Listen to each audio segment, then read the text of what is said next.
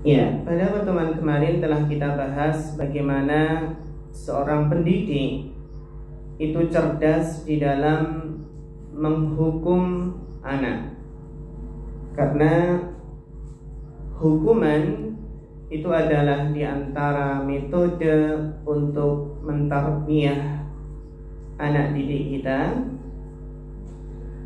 sehingga setiap murabbi dan orang tua itu perlu untuk memikirkan, memilih metode hukuman yang cocok, yang sesuai dengan usia dan karakter anak, sehingga harapannya bisa memberikan hasil yang positif. Demikian pula bentuk cerdas dalam memberikan hukuman adalah memastikan apakah anak tersebut melakukan kesalahan karena tidak tahu atau karena tidak sengaja atau sengaja. Nah, dalam kondisi kalau tidak sengaja itu sebenarnya tidak perlu dihukum, namun cukup diingatkan dengan kesalahannya. Dan kemarin telah kita bahas juga metode memberikan hukuman. Di antara metodenya adalah metode menggunakan memilih hukuman. Metode memilih hukuman, yang mana ini adalah metode Al-Quran, ya. Dan memberikan pilihan ini memberikan faedah, beberapa faedah, yang diantaranya adalah bisa menjadikan hubungan antara orang tua dan anak itu tetap harmonis, ya. Sehingga ini diantara metode yang mungkin bisa kita terapkan dengan menggunakan metode memberikan pilihan hukuman.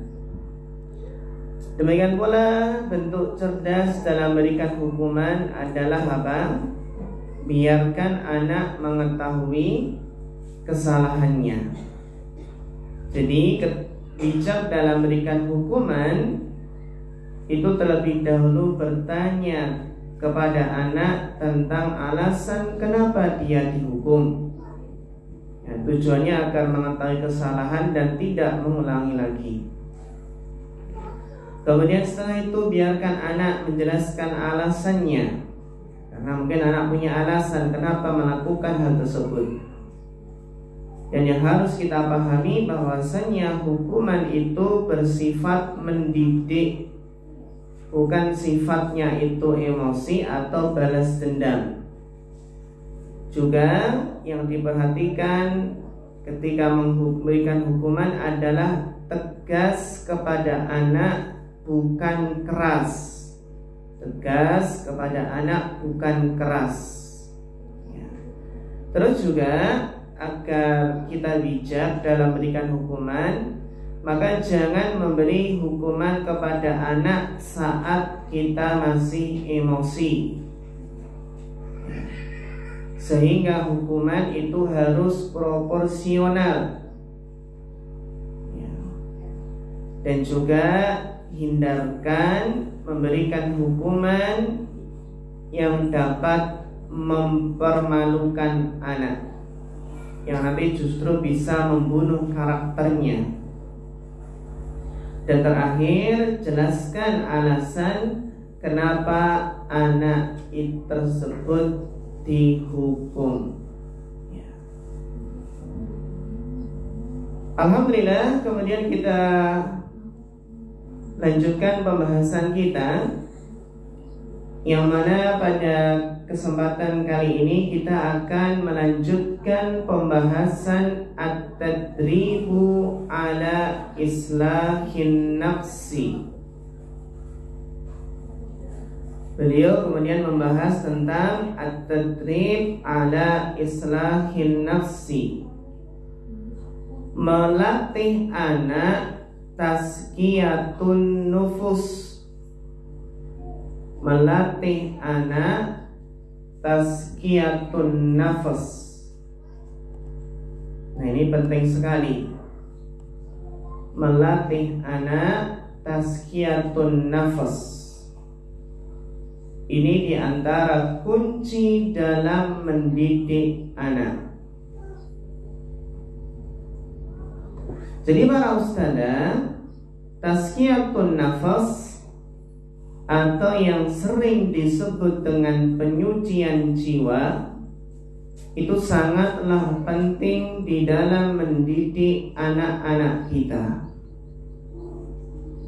Yang mana tazkiyatun nafas ini adalah upaya untuk apa? Upaya untuk menyucikan jiwa, mengembalikan fitrah anak,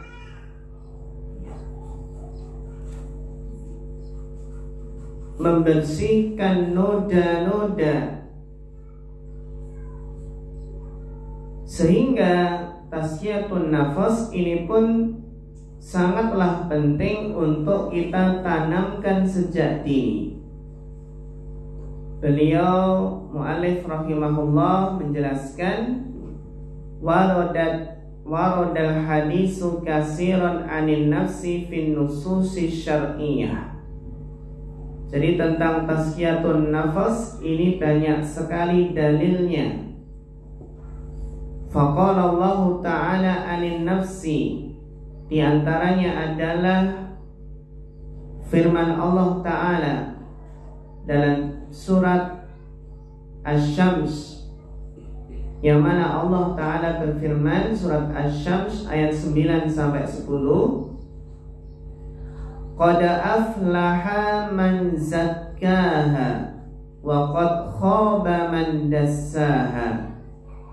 Maka sungguh amatlah beruntung orang yang mensucikan jiwanya. Siapa orang yang bahagia, siapa orang yang sukses, siapa orang yang berhasil dunia akhiratnya. Orang yang akan tentram dan bahagia adalah orang yang mensucikan dirinya, orang yang berhasil dalam tazkiyatun nafas. Wa qad khaba man dassaha, dan sungguh sangat merugi orang yang mengotori jiwanya. Maka karena inti kunci kebahagiaan, kunci kesuksesan, kunci keberuntungan adalah tazkiyatun nafas, maka kita sebagai seorang pendidik harus sangat perhatian dengan masalah tazkiyatun nafas. Karena kalau tarbiyah yang kering dari tazkiyatun nafas, ya, maka itu tarbiyah yang gagal. Di sebagian tarbiyah ada yang tarbiyahnya itu hanya bersifat fisik. Itulah tarbiyah yang hampa, tarbiyah yang kering apabila kosong dari tazkiyatun nafas. Bahkan di antara bentuk tarbiyah, sehingga bentuk tarbiyah yang menjadi fokus kita adalah bagaimana mentarbiyah hati anak, bagaimana mensucikan jiwa anak.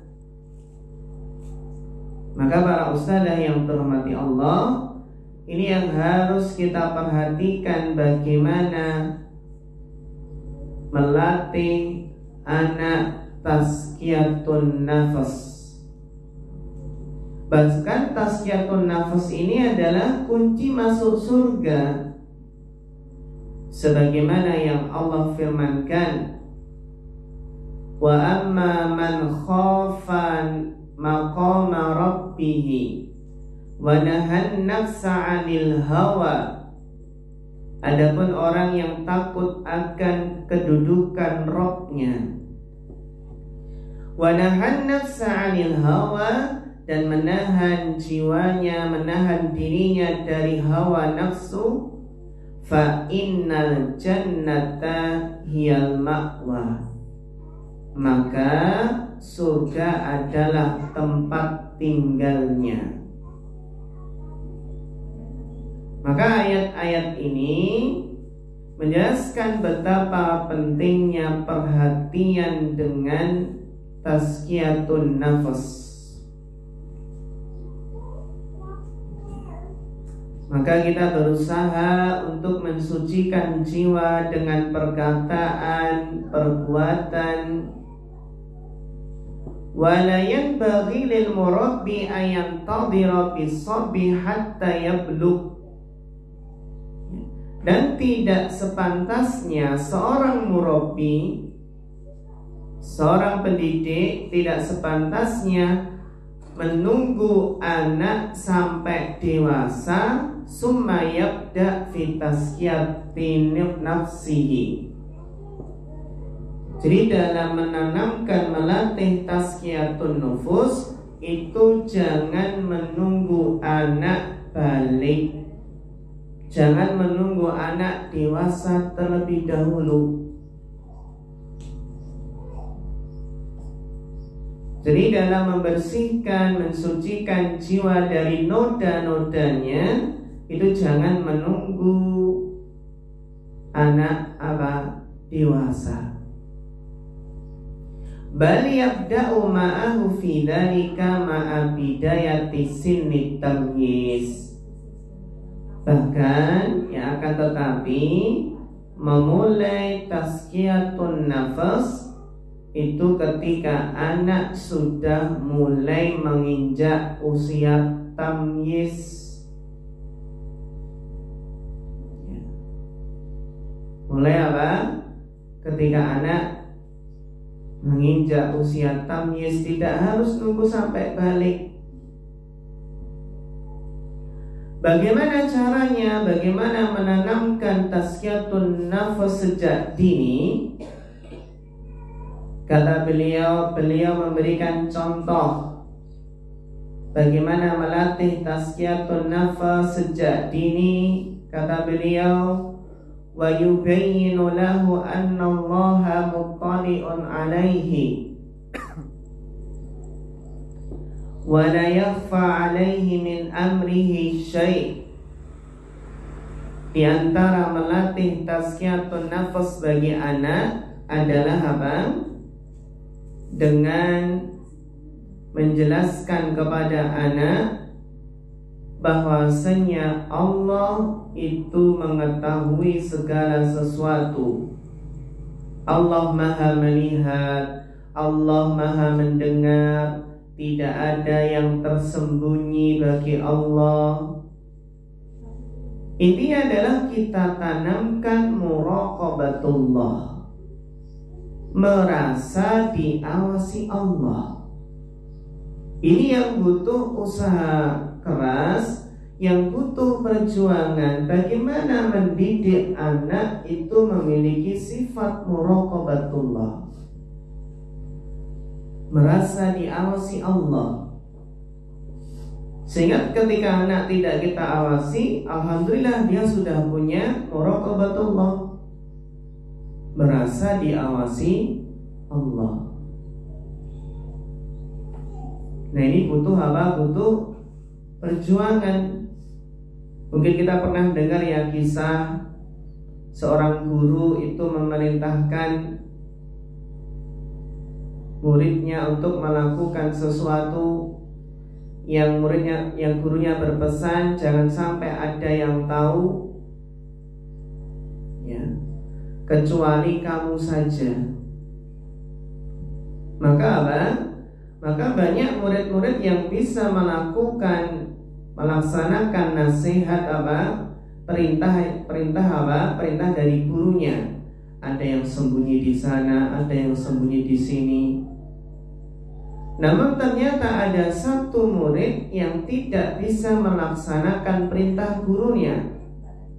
Ketika ditanya kenapa, dia menjawab, setiap saya mau melakukannya ternyata saya merasa Allah melihat, Allah mendengar. Justru ini yang tidak melakukan, inilah yang berhasil. Kita pun sebagai orang tua, sebagai pendidik, kita pun juga harus terus melatih muraqabatullah kita, merasa diawasi Allah Subhanahu wa ta'ala. Wa annal malaikatal kirama yaktubuna lahu kullu syai'i amalihi min amril khair awis syarr.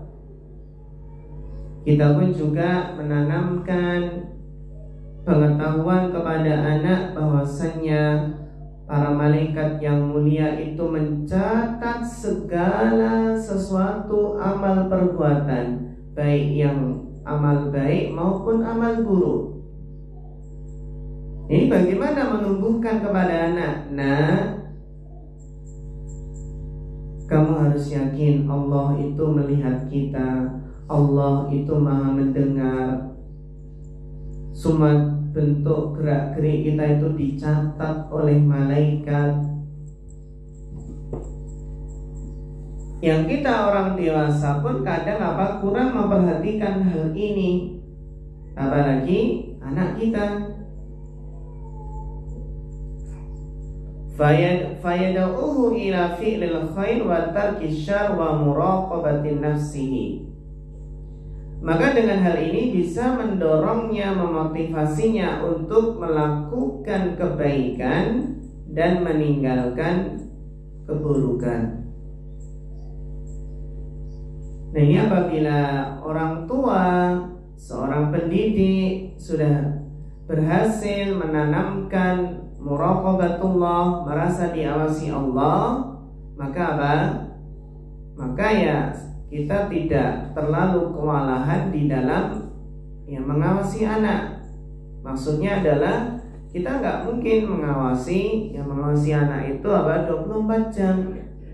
Apalagi kalau anak-anak udah dewasa, udah mandiri, jauh dari kita, maka kita titipkan kepada Allah. Semoga Allah menjaganya. Demikian pula sebagai seorang perantauan, biasanya orang yang merantau itu rasa muraqabahnya harus ditingkatkan. Karena ketika merantau, yaitu jauh dari keluarga, jauh dari kerabat, banyak yang gak kenal. Sehingga apa? Sehingga motivasi untuk berbuat maksiat itu lebih besar daripada di kampung halamannya. Mungkin dia kalau di kampung halamannya jaga image, jaga harga diri, masa bermaksiat. Namun ketika seseorang merantau, ujiannya semakin besar, dorongan bermaksiat semakin besar. Itulah kenapa ujian Nabi Yusuf itu sangatlah besar. Karena Nabi Yusuf sedang di negeri orang lain, sedang tidak ada yang mengenalnya dari kerabatnya, jauh dari kerabat, jauh dari keluarga. Sehingga ujian yang besar dari Nabi ujian yang besar bagi Nabi Yusuf. Namun alhamdulillah Allah masih memberikan perlindungannya. Nah, ini perlu ditanamkan sejak dini. Karena apa? Karena kita nggak mungkin mengawasi selama 24 jam. Bahkan kita ketika memberikan HP kepada anak itu pun juga harus ditanamkan muraqabatullah. Nah, meskipun Umi nggak ngawasi, kamu jangan buka yang macam-macam, buka yang kurang baik. Maka muraqabatullah itu ada sesuatu yang sangat-sangat penting bagi siapa saja, baik kita sebagai orang tua maupun bagi anak didik kita. wa yubayyin lahu kaifa anna Rasulullah SAW wasa ibna ammihi Abdullah bin Abbas bi muraqabatillah wa khiftihi fi amrihi wa nahyihi. Apa dalilnya? Kita lihat bagaimana Rasulullah SAW itu menanamkan tazkiyatun nafas sejak dini kepada anak kecil yang bernama Abdullah bin Abbas.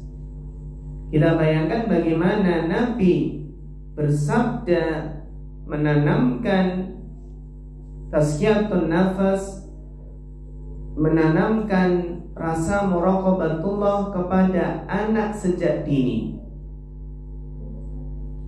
Yang mana Abdullah bin Abbas mengatakan, kuntu khalfa Rasulillah SAW yauman. Dahulu aku dibonceng, ya di belakang Rasulullah SAW pada suatu hari.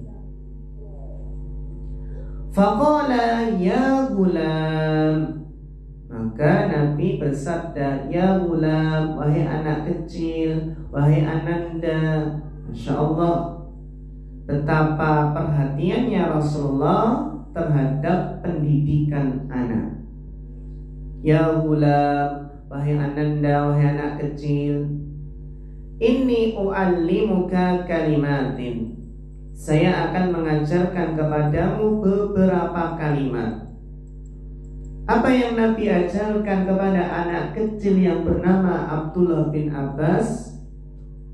Yang beliau ajarkan adalah ihfadillaha yahfadka. Jagalah Allah, niscaya Allah akan menjagamu. Masya Allah.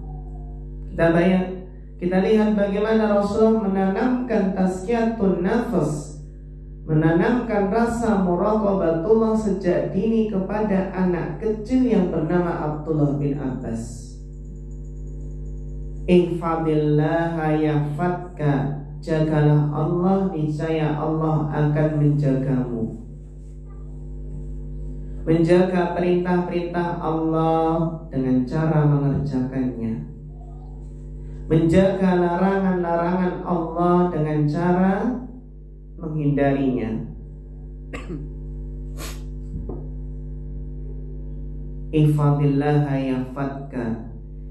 Ihfadillaha tajidhu tujahaka. Jagalah Allah, niscaya kamu akan mendapati Allah di hadapanmu.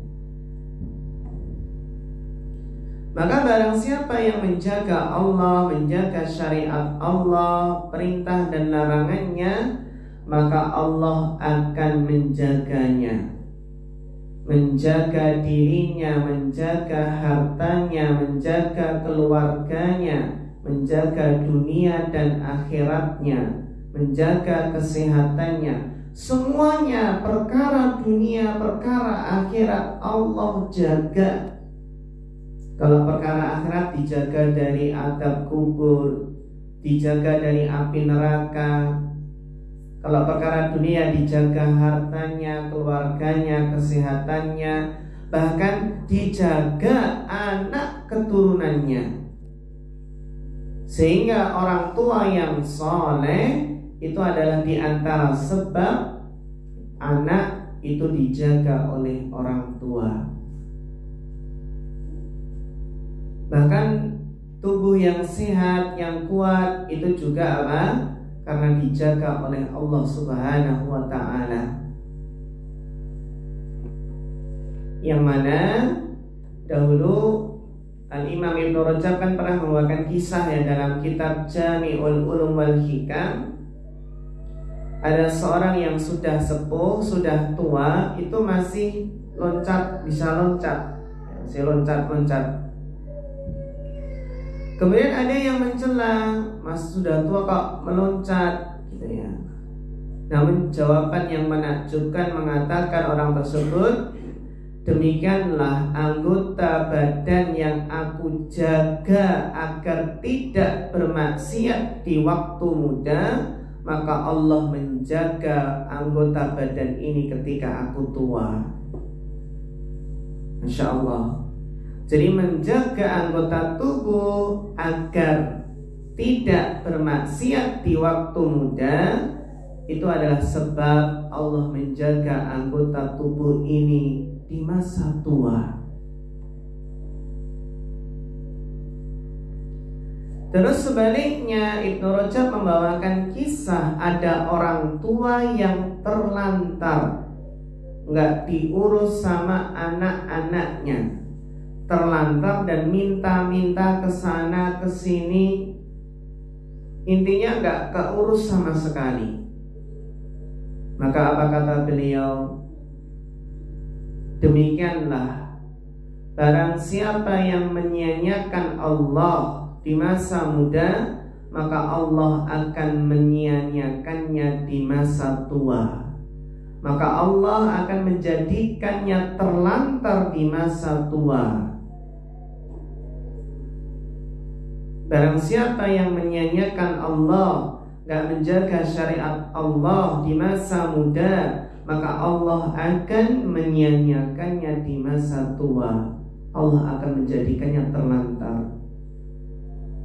Termasuk juga barang siapa yang menyia-nyiakan pendidikan, tarbiyah terhadap anak, barang siapa yang gak perhatian dengan pendidikan anak, maka akan menjadi penyebab ia akan ditelantarkan oleh anak di masa tua.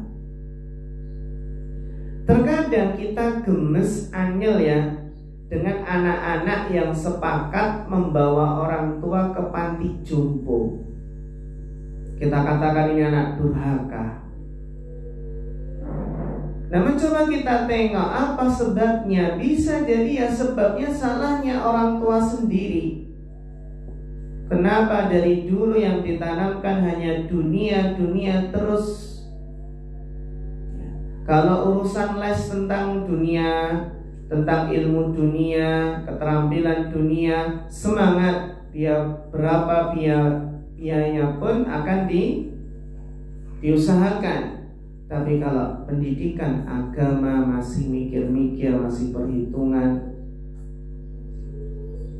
Sehingga ketika anak mentelantarkan orang tua, ditaruh di panti jompo, itu bisa jadi apa? Kesalahan orang tua karena salah dalam mendidik anaknya, sehingga ia menjadi terlantar di masa tuanya. Maka ini pelajaran yang berharga agar seseorang itu tidak menyia-nyiakan pendidikan anak, ya. Kalau nanti menyia-nyiakan pendidikan anak, gak mendidik dengan sebaik-baiknya, nanti dikhawatirkan di masa tua dia akan ditelantarkan oleh anak-anaknya. Jadi gak ada anaknya yang perhatian. Kalau orang Jawanya gak ada yang gemati, ya.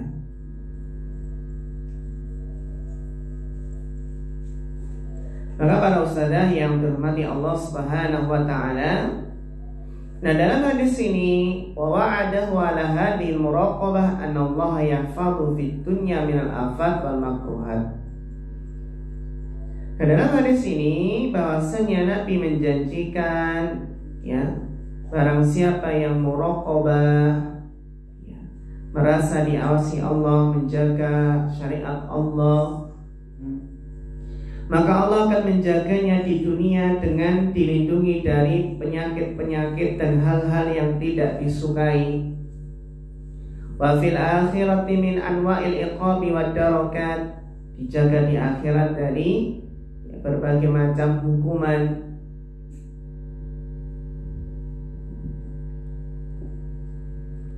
Maka di sini ustazah yang dirahmati Allah Subhanahu wa ta'ala, fatabkiru fit tadrib ala islahin nafsi wa tazkiyatuha ma'at tawazun fihi yu'awidu sabi ala muraqabati rabbi wa muhasabati nafsi. Maka melatih anak untuk tazkiyatun nafas, ya, memperbaiki diri, ya, dengan seimbang. Maka akan apa? maka akan bisa melatih anak untuk memiliki rasa muraqabatullah, muhasabatu nafsihi, introspeksi diri. Dan ini nanti akan kelak dipetik buah yang manis dari apa? Perhatian dengan tazkiyatun nafas. Nah, ustazah yang dirahmati Allah Subhanahu wa taala, tazkiyatun nafas bukan berarti kita itu menjadikan seseorang suci dari dosa, ya. Akan tetapi bagaimana kita berusaha memperbaiki diri. Di sanalah kita harus belajar dan terus belajar bagaimana cara metode mengajarkan tazkiyatun nafas kepada anak. Bahkan mengajarkan tazkiyatun nafas pada anak itu lebih didahulukan, ya, daripada mungkin mengajarkan tentang larangan-larangan yang ada. Jadi intisari dari tazkiyatun nafas itu bukan menjadikan jiwa yang tidak berbuat dosa, namun menjadi jiwa yang selalu membersihkan diri dari dosa. Menjadikan bagaimana seseorang itu setiap kali terjatuh segera bangkit, setiap kali tergelincir segera beristighfar, segera bertaubat.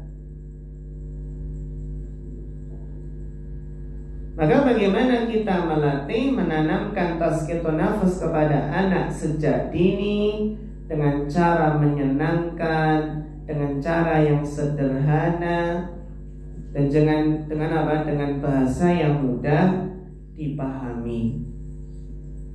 Maka tazkiyatun nafas ini hal yang sangat penting untuk mendidik generasi yang soleh dan solihah. Maka tugas kita ustazah yang terhormati Allah, tugas kita bagaimana merawat, menumbuhkan dan membangkitkan fitrah anak-anak kita, memandunya dengan kitabullah, dengan Al-Quran. Maka fitrah anak yang masih baik hanya dapat berinteraksi maksimal dengan fitrah orang tua yang juga masih baik. Maka kita pun ustazah yang terhormati Allah, ketika melatih tazkiyatun nafas kepada anak, kita terlebih dahulu yang harus mentazkiyatun nafas diri kita. Ibda binafsik, mulailah dari dirimu. Kalau kita nggak mentazkiyatun nafas diri kita, nggak mensucikan hati kita, maka tentunya akan susah untuk melatih tazkiyatun nafas pada diri anak. Sehingga kalau fitrah orang tua itu telah menyimpang, maka apa? Maka cenderung tidak akan mampu mendidik fitrah anak-anaknya. Sulit untuk apa? Untuk melatih tazkiyatun nafas anak. Maka tazkiyatun nafas ini sangat penting, terutama untuk mengikis penyakit hati, ya, penyakit hati yang ada pada diri seseorang.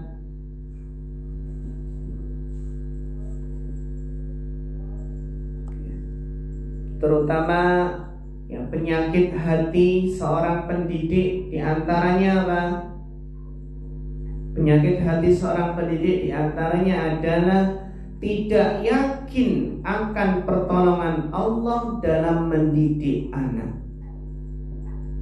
Pesimis, nggak yakin kalau akan berhasil, merasa putus asa.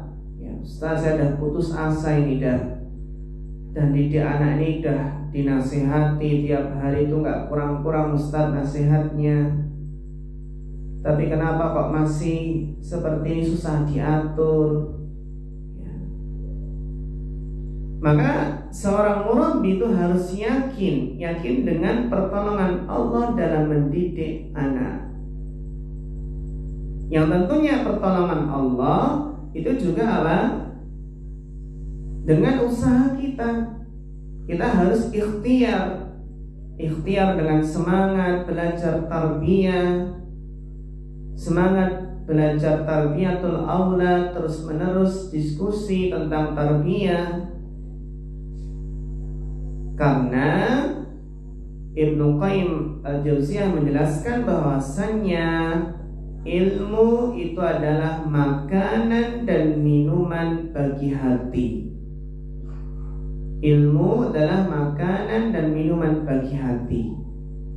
Dan hati yang gak dapat ilmu, yang kosong dari ilmu, maka akan menjadi hati yang mati.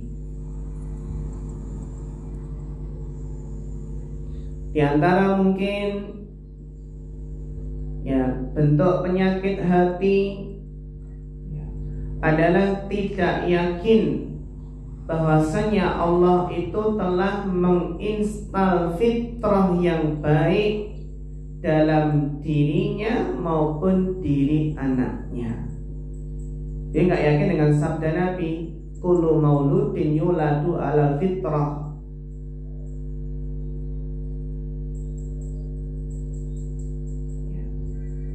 Ya, sehingga orang tua seorang pendidik yang nggak yakin dengan pertolongan Allah, nggak yakin dengan fitrah anak yang masih baik, tidak yakin bahwasanya apa? Di sana banyak hikmah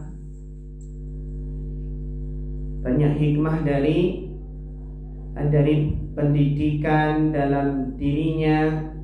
Intinya bahwasanya apabila seorang pendidik nggak yakin dengan pertolongan Allah, ya, ini menjadikan dia tidak sabar dalam mendidik,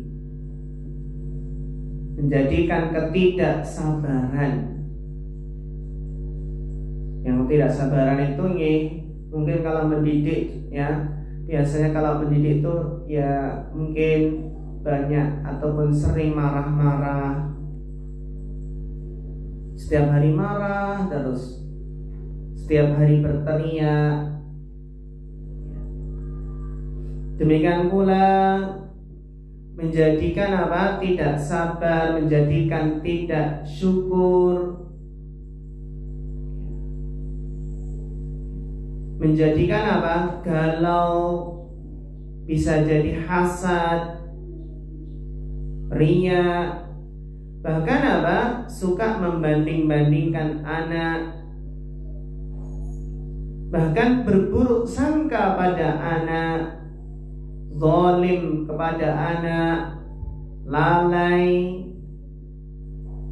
kecanduan menitipkan anak, sering galau, sering risau, sulit memaafkan masa lalu, kurang rileks, kurang optimis, dan seterusnya. Ini apabila orang tua nggak mentazkiyatun nafas dirinya, sehingga nggak yakin dengan pertolongan Allah, menyebabkan dia tidak bersabar, tidak bersyukur. Dia tidak bersyukur karena mungkin membandingkan anaknya dengan anak orang lain, galau, hasad, berburuk sangka terhadap anak, zalim kepada anak, lalai.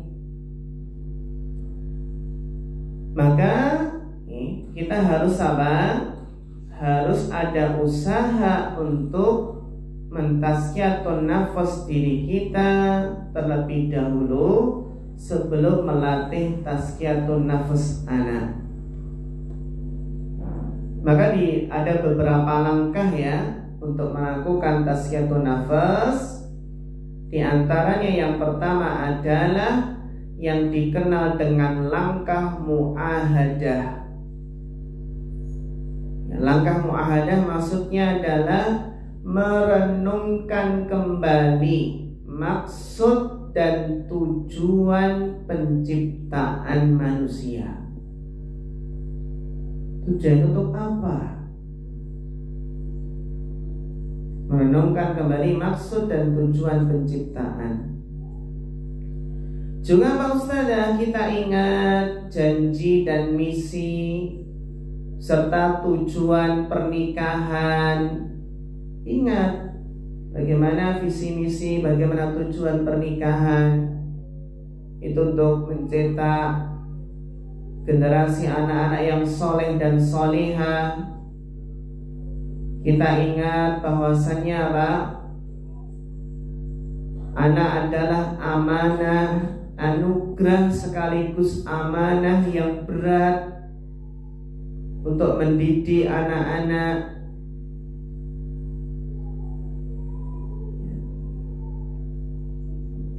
Kemudian apa? Kemudian menetapkan, menguatkan kembali janji, misi atau tujuan pernikahan. Ya. Sehingga apa? Sehingga kita bisa kembali mengingat tentang langkah muahadah, merenungkan kembali tujuan penciptaan, hakikat kehidupan. Bagaimana kehadiran kita di dunia ini untuk menebar manfaat, menebar rahmat yang sebanyak-banyaknya bagi manusia. Ini langkah muahadah. Langkah yang kedua adalah langkah yang dikenal dengan langkah muraqabah.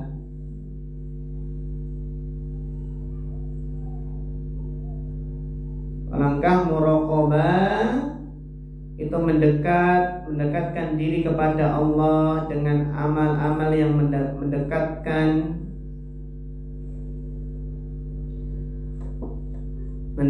kepada Allah agar kita semakin yakin merasakan serta menyadari kehadiran kebersamaan Allah. Agar kita muraqabatullah ini agar kita selalu bersandar kepada Allah dalam mendidik anak. Agar kita selalu mengandalkan Allah dalam mendidik anak-anak kita.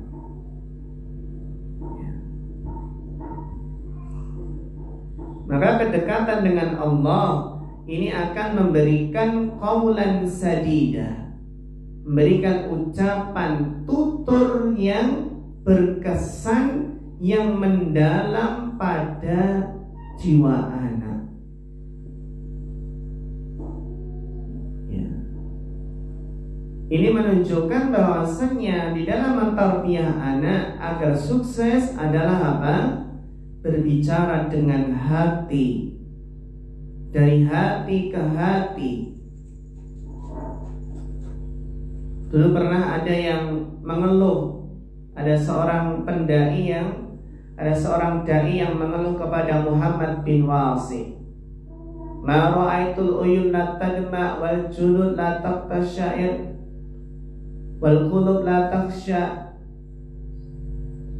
Wahai Muhammad bin Wasi, kenapa saya melihat mad'u jamaah itu kok hatinya enggak takut? Kenapa kok kulitnya enggak bergetar? Kenapa kok air mata mereka kering, gak menangis? Padahal pembahasannya ini biasanya pembahasan mungkin tentang surga neraka, tentang azab kubur. Ya. Apa kira-kira jawaban dari Muhammad bin Wasi? Ma ra'aitu hadza ila min kibali. Ya. Beliau menjelaskan bahwasanya sebabnya itu ada pada dirimu. Jadi kamu jangan menuduh kalau jamaah itu hatinya sudah keras, tapi tuduhlah dirimu sendiri. Karena ma kharaja min qalbi waqa'a fil qalbi. Sesuatu yang keluar dari hati maka akan sampai ke hati. Ini kalau seseorang menasihati anak dari hati ke hati akan bisa masuk ke dalam hati. Tapi kalau menasihati itu dengan emosi, dengan amarah, bukan dengan kasih sayang, tidak dari hati ke hati, maka susah ucapan kita ini akan masuk, akan meresap dalam hati anak. Jadi bagaimana agar ucapan kita ini berkesan mendalam pada jiwa anak? Tazkiyatun nafas, berbicara dari hati ke hati. Jadi seorang muda itu nggak boleh menuduh ini jamaahnya pada ndablek semua, hatinya pada keras. Ya. Tapi justru apa? Tuduhlah dirimu sendiri. Bisa jadi kamu gak ikhlas, bisa jadi apa? Kamu menyampaikannya dengan tidak sepenuh hati. Maka ada istilah berdakwah dengan hati. Berdakwah dengan hati itu bagaimana? Memang seorang pendai menginginkan hidayah bagi mad'unya, bagi jamaahnya, mendoakan kebaikan bagi mad'unya.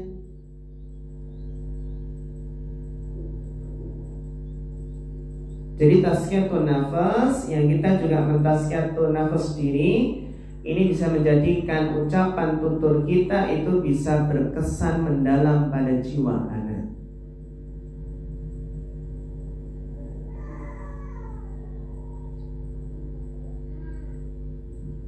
Ini langkah yang kedua. Nih. Kalau pengen sukses dalam mentarbiyah itu kita harus mendekatkan diri kepada Allah. Dengan mendekatkan diri kepada Allah lah kita bisa merasa diawasi Allah. Terus langkah yang ketiga adalah langkah muhasabah.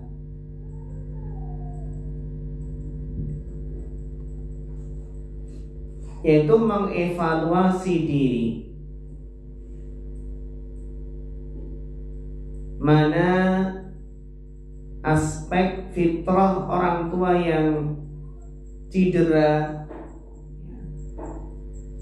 Jadi muhasabah, introspeksi diri. Nah, ketika mendidik itu yang harus dilakukan terlebih dahulu adalah bagaimana mengevaluasi diri, introspeksi diri, dan tidak langsung menyalahkan orang lain, tidak mencari kambing hitam.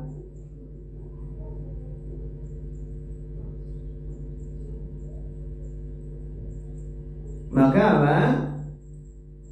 Maka orang yang selalu mencari kambing hitam itu nggak akan bisa memperbaiki dirinya. Karena orang yang selalu mencari kambing hitam itu merasa dirinya selalu benar. Mungkin dia mengeluh, kenapa Ustadz anak saya kok jadi nakal, jadi susah diatur. Terus yang ini Ustadz mungkin gara-gara temannya itu, ini gara-gara susah bergaul Ustadz. Nah, dalam kondisi seperti ini justru kita yang harus introspeksi diri, muhasabah. Bisa jadi kita apa? Kita salah dalam metode tarbiyah kita terhadap anak. Bisa jadi kita nggak memberikan benteng yang kokoh terhadap anak ketika apa mengatasi arus yang deras, angin yang kencang, terpaan yang kuat. Sehingga ketika kita mendapati anak kita mungkin ada masalah-masalah ya di sekolahan atau di yang lainnya, maka kita harus introspeksi diri.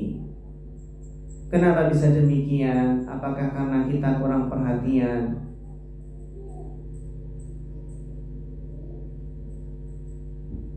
Maka apa? Programnya apa? Dengan cara mengevaluasi diri atau muhasabah. Kemudian langkah yang keempat, langkah mu'aqobah. yaitu memberikan sanksi atas kelalaian dalam mendidik anak. Maksudnya adalah ya kita memperingatkan diri sendiri kalau lalai dalam mendidik anak agar tidak terulang kembali.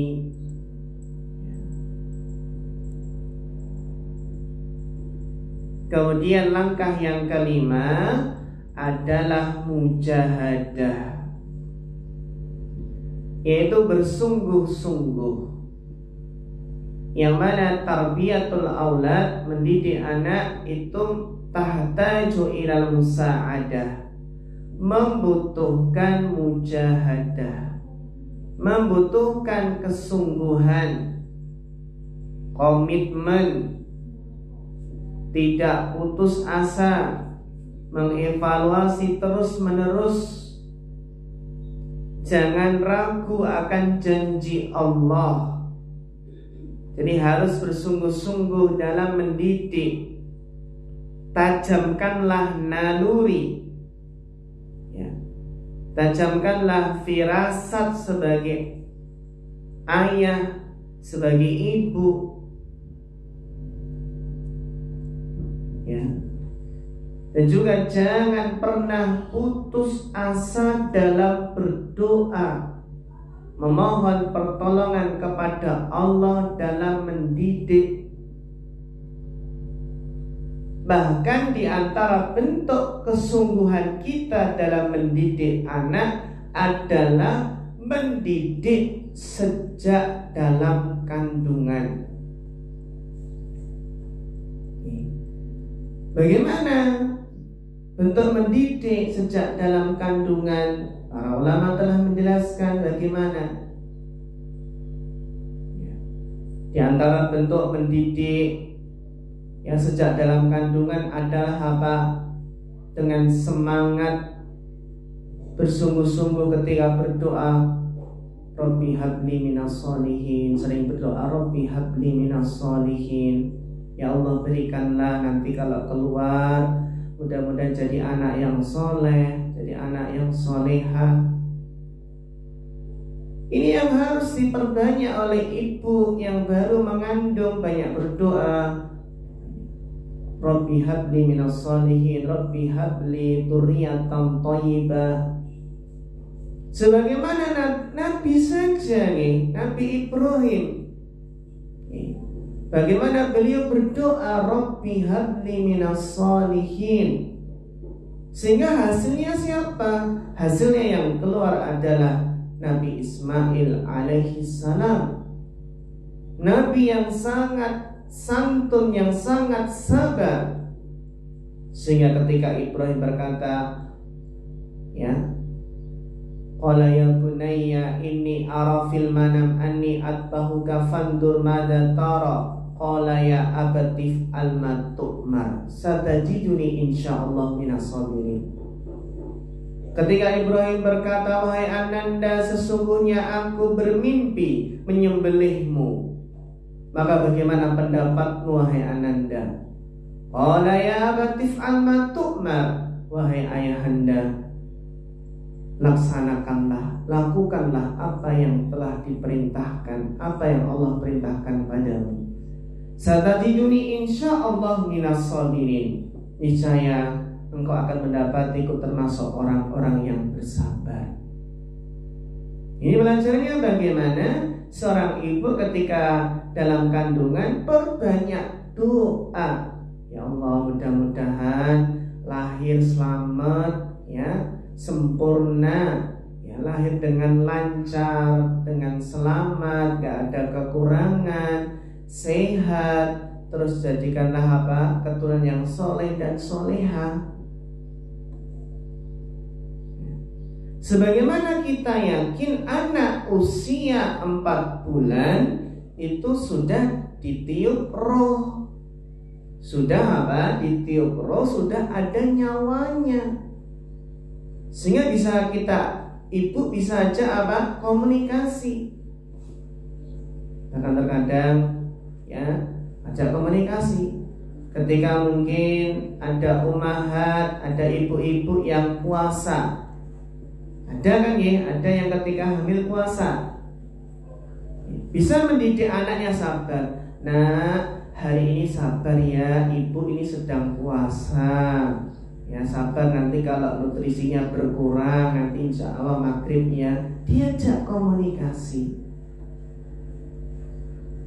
Ya. Karena sudah ada nyawanya. Nih. Mendidik bersabar sejak apa? Sejak dalam kandungan. Sehingga terkadang kalau diajak ngomong, dielus-elus, kadang apa? Gerak-gerak. Ya. Bahkan ada sebuah keluarga. Ada sebuah keluarga yang Masya Allah, semua anaknya hafal Al-Quran ketika berusia SD.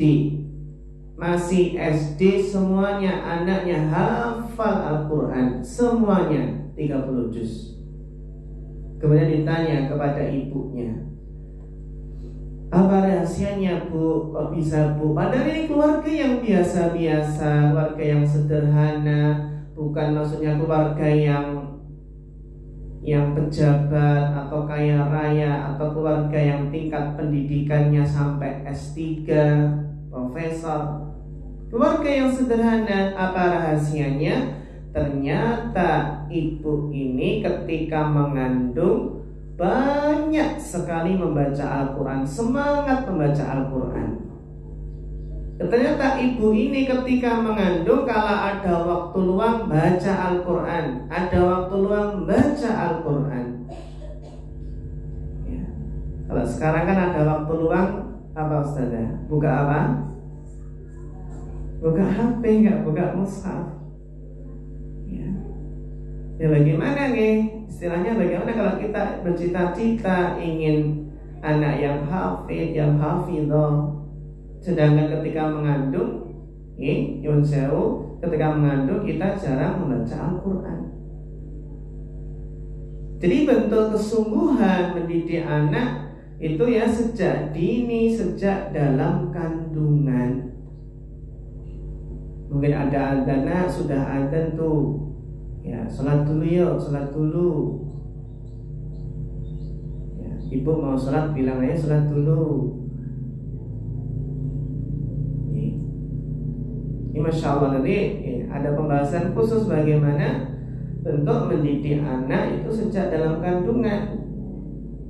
Yang di sana ada beberapa dalil yang menjadi acuan dan apa juga dari beberapa penelitian.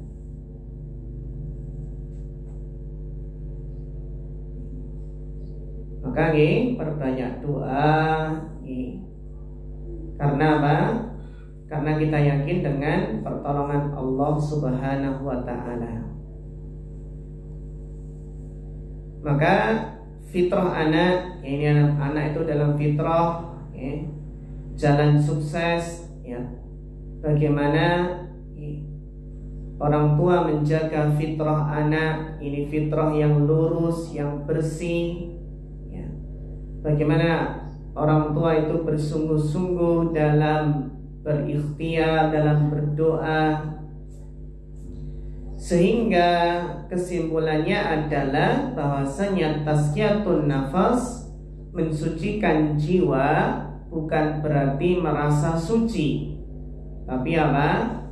Tapi tazkiyatun nafas itu justru merasa tidak suci, sehingga perlu mensucikan diri. Dan perlu kita pahami bahwasanya tazkiyatun nafas ini adalah proses sepanjang hayat, sepanjang hidup, ya, agar seseorang itu beruntung dan selamat hidupnya di dunia dan di akhirat, maka harus tazkiyatun nafas. Maka ada beberapa praktek bagaimana tazkiyatun nafas kepada anak kita. Mungkin anak ada perasaan iri dengan saudaranya, bisa kita jelaskan, kita tanamkan. Ada perasaan dengki, mungkin ada perasaan sombong, ada perasaan bangga diri. Ini adalah perhatian dengan hati anak, perhatian dengan hati anak. kalau di sana ada penyakit hati, ya, maka tugas kita bagaimana sebagai seorang murabi untuk mengobatinya. Ya, kita saja kalau merasa ada penyakit hati, benih-benih penyakit hati yang ada dalam hati kita berusaha untuk mensucikannya. Demikian pula kalau kita melihat hal tersebut pada diri anak kita, bagaimana kita jelaskan bahwasannya perasaan ini, ya, seperti ini nggak baik, ya. Bagaimana, ya, melatih anak kita untuk tazkiyatun nafas.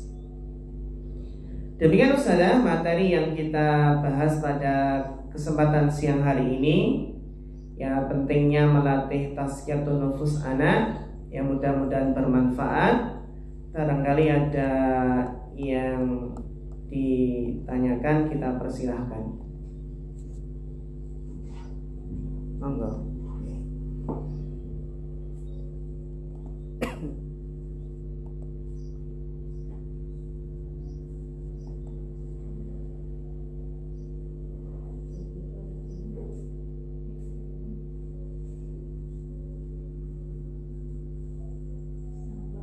Sampun nggih? Gajah nggih? Nggih. Maka Ustazah yang dirahmati Allah Subhanahu wa taala, sebagai bentuk pengingat bagi kita semua, di sana kita yakin, ya, dan terus perhatian dengan poin-poin ataupun sesuatu yang menjadi pusat perhatian kita. Ini adalah dengan perhatian dengan tazkiyatun nufus, bagaimana hati anak, ya. Semoga dengannya kita diberikan taufik dan kemudahan di dalam menanamkan tazkiyatun nafas ini pada diri anak kita. Semoga Allah berikan kemudahannya. Kita cukupkan sampai di sini. Mudah-mudahan bermanfaat, dan ada kurangnya mohon maaf. Nasallahu ta'ala al-huda wat tuqa wal afafa wal ghina. Fa akhirul kalam, wassalamualaikum warahmatullahi